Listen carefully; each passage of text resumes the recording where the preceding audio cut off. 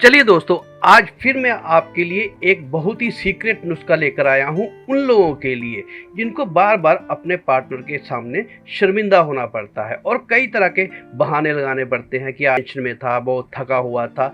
तो दोस्तों, बहानों से काम नहीं चलेगा। आपको कोई ना कोई रेमेडी का इस्तेमाल करना ही पड़ेगा अपनी इस कमजोरी को दूर करने के लिए। तो उन्हीं लोगों के लिए ये वाला नुस्खा मैं आज लेकर आया हूँ। इस नुस्खे का इस्तेमाल करने के बाद यकीनन उनको अपने पार्टनर के सामने कभी भी शर्मिंदा नहीं होना पड़ेगा। तो चलिए शुरू करते हैं इस नुस्खे को हमने कैसे बनाना है। तो सबसे पहले हमने इसके लिए लेना है 25 ग्राम अखरोट। जी हाँ, और ये अखरोट आप वाइट वाले ही लेना, कोशिश करना जो ब्लैकिश होते हैं थोड़े से वो ना ले तो अच्छा है।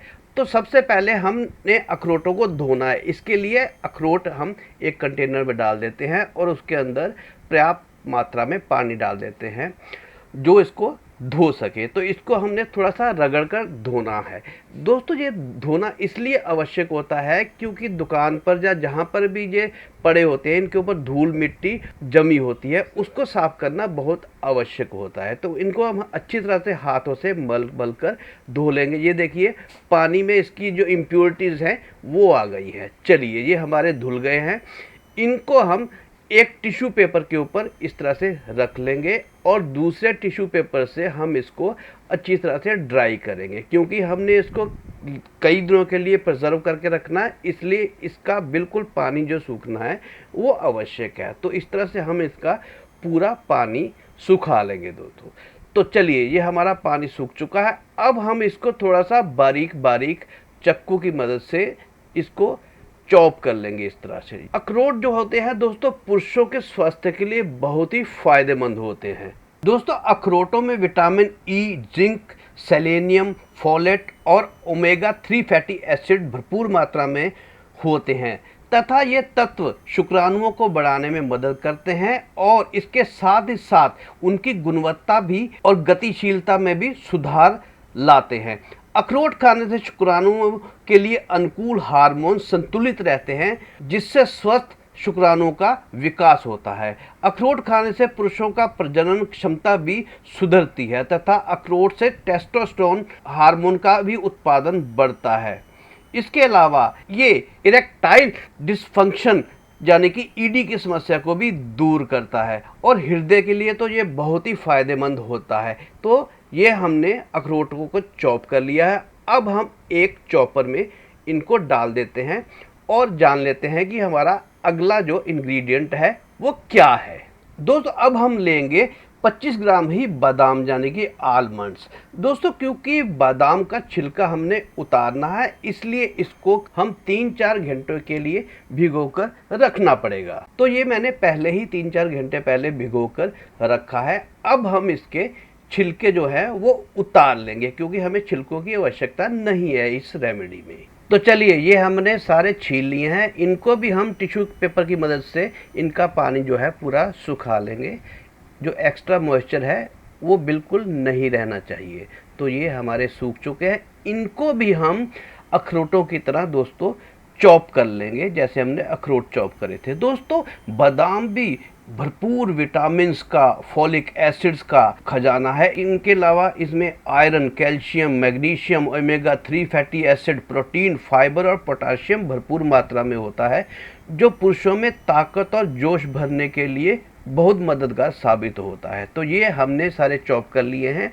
इनको भी हम अपने उसी वाले चॉपर में डाल लेते हैं। तो चलिए देख लेते हैं अगला इंग्रेडिएंट हमारा क्या है। दोस्तों, अगला इंग्रेडिएंट है हमारा काली किशमिश यानी कि ब्लैक रेजिन।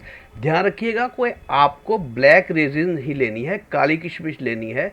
सफ़ेद वाली जो किशमिश है वो नहीं लेनी। तो इसके अंदर भी बहुत मिट्टी लगी होती है, इसको भी हमें धोना बहुत आवश्यक है। तो इसको भी कंटेनर में डालकर इसके अंदर हम पानी डालकर इसको अच्छी तरह से हाथों से मल कर हम धो लेंगे इस तरह से। और धोने के बाद इसको भी हम टिश्यू पेपर की मदद से इस तरह से ड्राई कर लेते हैं। ये देखिए, ये भी हमारे ड्राई हो गए हैं। क्योंकि इनके अंदर बीज नहीं होते, इनको हम एज इट इज जो है अपने चॉपर में डाल देते हैं। चलिए, अब देख लेते हैं कि नेक्स्ट इंग्रेडिएंट क्या है।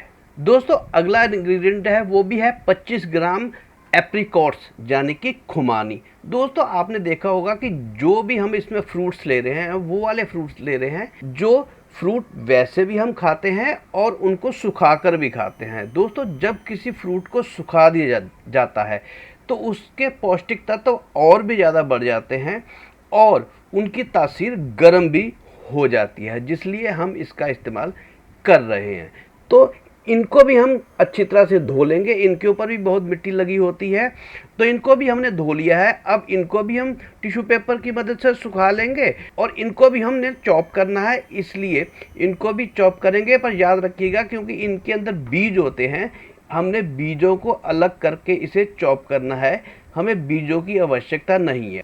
दोस्तों खुबानी या खुमानी भी बहुत ही पौष्टिक गुणों से भरपूर होती है। इसमें विटामिन ए, सी और ई तथा एक विशेष बीटा कैरोटीन के नाम से जानते हैं वो होता है, तथा फ्लेवोनोइड्स जैसे कई एंटीऑक्सीडेंट पाए जाते हैं जो कोशिकाओं को नुकसान पहुंचाने वाले जो कण होते हैं उनसे ये लड़ते हैं। और इनमें पाचन शक्ति को भी बेहतर करने के बहुत ज़्यादा गुण होते हैं। और इसके अलावा खुमानी जो है इसके अंदर कॉपर और ये आयरन से भरपूर होती है जो हीमोग्लोबिन के उत्पादन में मदद करता है और ये हमारे कोलेस्ट्रॉल लेवल को भी नियंत्रित करता है। तो ये हमने खुबानी को भी काट लिया है और इसको भी हम अपने उसी चॉपर में डाल लेते हैं। चलिए देख लेते हैं कि हमारा अगला इंग्रेडिएंट क्या है। दोस्तों अगला इंग्रेडिएंट है उसे हम प्लम्स कहते हैं, यानी कि सूखा हुआ आलू बुखारा। आलू बुखारा ये पंसारी की दुकान से मिल जाता है सूखा हुआ। वैसे तो ये आपने इसको फ्रूट्स की दुकान पर देखा होगा, पर ये सूखा हुआ आलू बुखारा सेहत के लिए बहुत ही फ़ायदेमंद होता है और लीवर की हेल्थ के लिए ये बहुत ही फ़ायदेमंद होता है। अगर ये किसी का लीवर में किसी प्रकार की दिक्कत है तो इसका मैं नेक्स्ट वीडियो में आपको बताऊंगा कि इसका इस्तेमाल कैसे करके आप अपने लीवर की हिफाजत कर सकते हैं। तो दोस्तों सेम प्रक्रिया हम इसके साथ भी करेंगे। इसके भी हमें बीज निकालने पड़ेंगे, इसको भी चॉप करके हम अपने चॉपर में डाल लेंगे। सेम सारा प्रोसेस वैसे है जो हमने पहले वाली इंग्रेडिएंट्स के साथ किया। तो चलिए दोस्तों ये सारी चीज़ें हमने चॉपर में डाल दी है।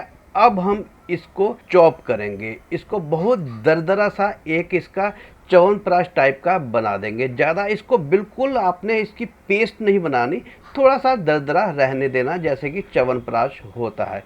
सबको हम इस तरह से चॉप कर लेंगे। तो ये हमारा सारे जो इंग्रेडिएंट थे वो सारे चॉप हो गए हैं, ये देखिए इस फॉर्म में आ गए हैं। चलिए अब हम इनको किसी भी शीशे के कंटेनर में डाल लेंगे। ध्यान रखिएगा और किसी कंटेनर में आपने प्लास्टिक के, स्टील के या मेटल के किसी कंटेनर में नहीं डालना, इसको आपने शीशे के कंटेनर में ही डालना है इस तरह से। चलिए ये हमारा शीशे के कंटेनर में डल गया है।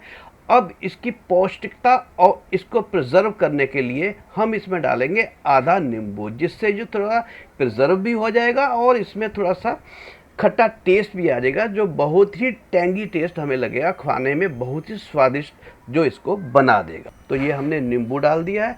अब दोस्तों लगभग इसमें 100 से 150 ग्राम आपका शहद डलेगा। ये ज़्यादा भी डाल सकते हैं, पर इसकी कंसिस्टेंसी बनाने के लिए 100 से 150 ग्राम आपका शहद लगेगा। ये हमने इसके अंदर शहद डाल दिया है। अब इस शहद को हम अच्छी तरह से इसके साथ सब चीज़ों के साथ मिला देंगे। ये देखिए इस तरह से ये शहद हमारा सारा मिल गया है। ये हमारा एक तरह से च्यवनप्राश बन गया है, पर च्यवनप्राशों का भी ये बाप है। ये इससे ज़बरदस्त ताकत वाला च्यवनप्राश जो है दुनिया में हो नहीं सकता। इसका सेवन रात को सोते समय कर सकते हैं। याद रखिएगा अगर इसका सेवन करना है तो हो सके दूध जो है इससे आधा घंटा बाद आप पिएगा, क्योंकि थोड़ी सी इसमें खटास होती है। तो इसका इस्तेमाल करिएगा। इसको प्रिजर्व करके आप बना सकते हैं और कई महीनों तक स्टोर करके फ्रिज में भी रख सकते हैं। तो इस रेमेडी को बनाइएगा, बहुत ही पावरफुल है खासकर पुरुषों के लिए। तो अगर इसको बनाकर आपको फ़ायदा मिले, आप अपने जीवन को सुखमय बना सके, अपने दंपति जीवन की खुशियां जो है जो खो चुकी होती हैं एक उम्र के बाद, उनको दोबारा लौटा पाएँ, तो हमारे चैनल को आप आकर सब्सक्राइब भी कर दीजिएगा और लोगों तक भी इस वीडियो को अवश्य पहुंचाइएगा ताकि इस रेमेडी का फ़ायदा जो है और भी लोग उठा पाएँ। तो चलिए दोस्तों, फिर मिलता हूं एक ऐसी ही ज़बरदस्त पावरफुल रेमेडी के साथ। तब तक के लिए नमस्कार।